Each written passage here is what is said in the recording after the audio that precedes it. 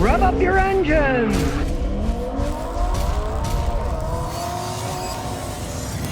Well, here you go. I'm always talking about this falseness of these carbon credits, right? Well, now it turns out that deforestation is taking place despite the pledges of these companies selling these carbon credits, right? An area the size of Switzerland was lost through trees being cut down in the rainforest, right? The pledge to stop deforestation at the COP26 meetings of world leaders isn't working, right? They said at this meeting, the Glasgow Declaration, that they're going to, and I quote, halt and reverse forest loss and degradation by 2030. Well, guess what? It's not happening. Talk is cheap. Action is another thing. So basically, you can get the developed nation, have these meetings saying, let's save the world. But the undeveloped nations, they're cutting down the trees, burning them down as fast as they can. One says one does the other. You know, you got to follow the money. They can talk that they're going to do something, but they don't actually do it.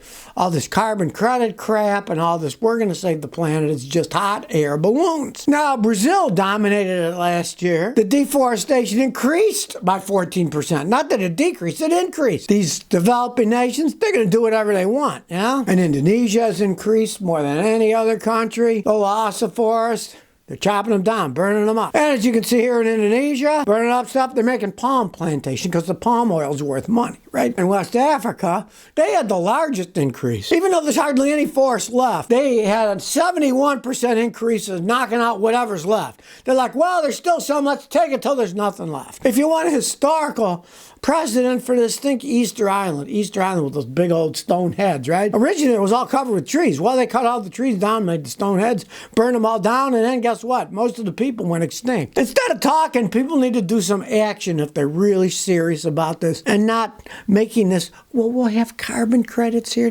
It's nonsense. Real things need to be done, not bureaucracy shuffling and rich nations meeting in Scotland and having a Glasgow conference where they say, oh, we're going to do this, but don't do anything about it. Just talk. Nikki B531 says, my stereo randomly shuts down. I got a 2013 Scion. I got an aftermarket touchscreen stereo and a backup. It works fine for a couple of days. Now the stereo will shut down, reset, shut down, and reset. I don't know much about cars. I checked the fuses. They're a fine help. Start with the basics. Maybe it's not the stereo. Have the battery load tested. A weak battery can do that. Have the alternator load tested. A weak alternator. That could be your problem because that's exactly what will happen. It'll keep resetting itself. Now, if that's not it, then the idiots did a crappy job installing your radio, or the radio itself is bad.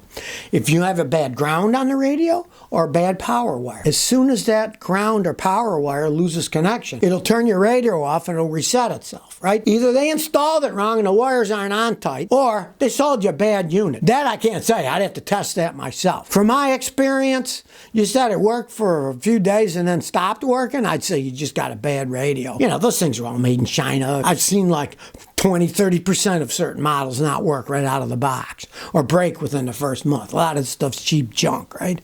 There's so many of them out there. You never know which one's good and which one is bad. So unless the wiring wasn't put on right, and it did work for a few days, but maybe it was loose and now it shook loose more, make sure all the wiring tight, and especially the ground wire screwed in tight.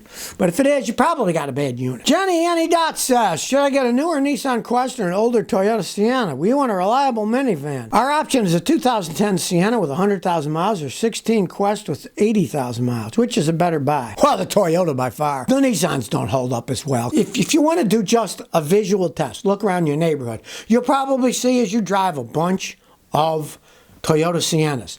Check for Nissan Quest. They don't sell as many. They don't last as long. They're Nissans. They're not as good as Toyotas. I definitely would go for the Toyota. 100,000 miles on a Sienna is nothing. I've seen them with 300,000, 400,000, 500,000. They're still going down the road.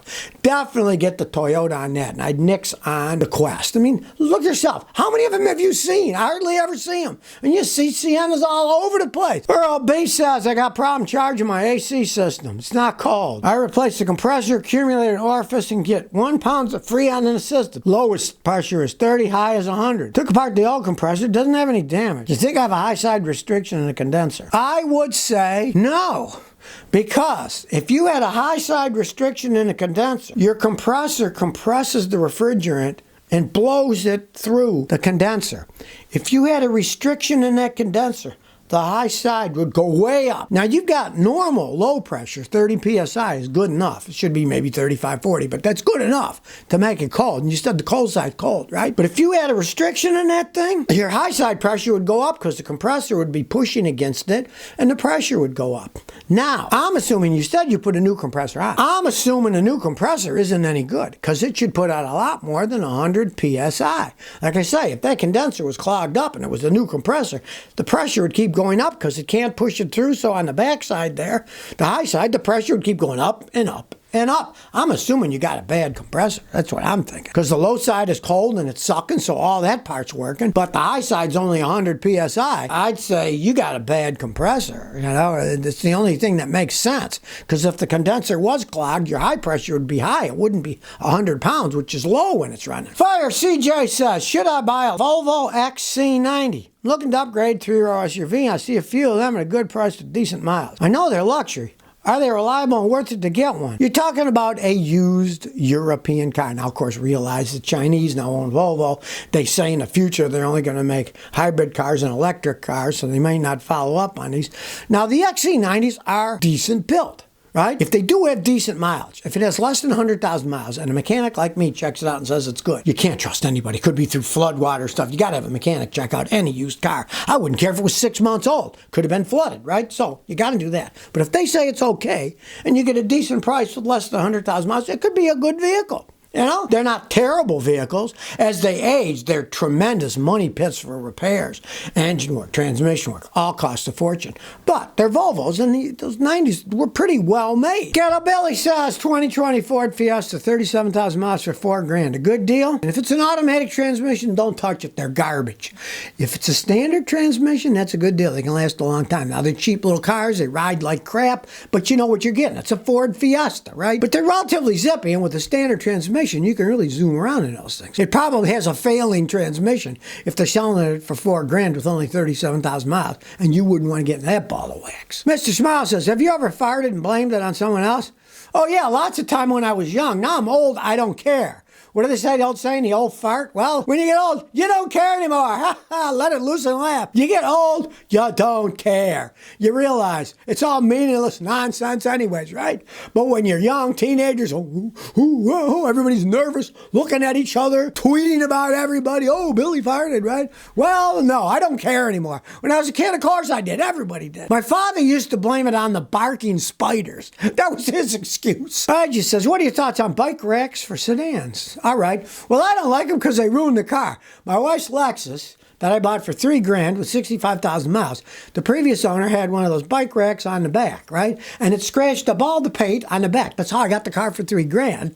I had to get the back repainted by my body guy, but he owed me favors, so it didn't cost me much. But I don't like them because they generally end up screwing up your car. If you don't care what your car looks like and you want to ride around, great. But I got that one beat because our '07 Matrix fits 2 foldable bikes. I got a big old foldable electric bike, put it in the back. My wife's got a little foldable bike. We put that in front of it in the back. It fits in. We can go wherever we want. And we don't have to worry about the weather outside and it's scratching the paint. It's sitting inside. Which makes a lot more sense. You don't have it outside, worry about somebody stealing it, and smashing up, the wind hitting it, rocks hitting it. It's inside the car then, and you unfold it, away you go.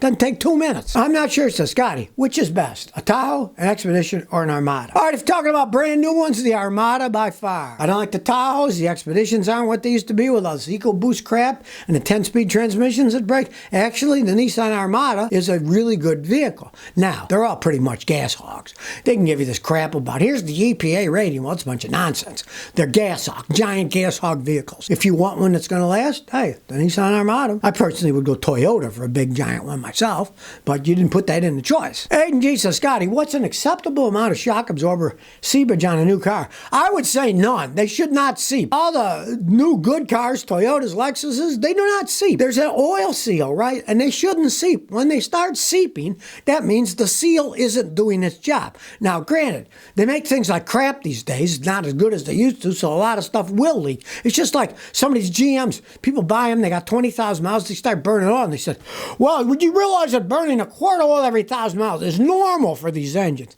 And it's normal because they're building them like crap, right? They shouldn't seep at all. Now, of course, if you buy a new car and take it back, they'll just say that's normal. Or they'll get a rag and they'll wipe it off and say, seepage? What seepage? I don't see any seepage. I've had that happen to customers.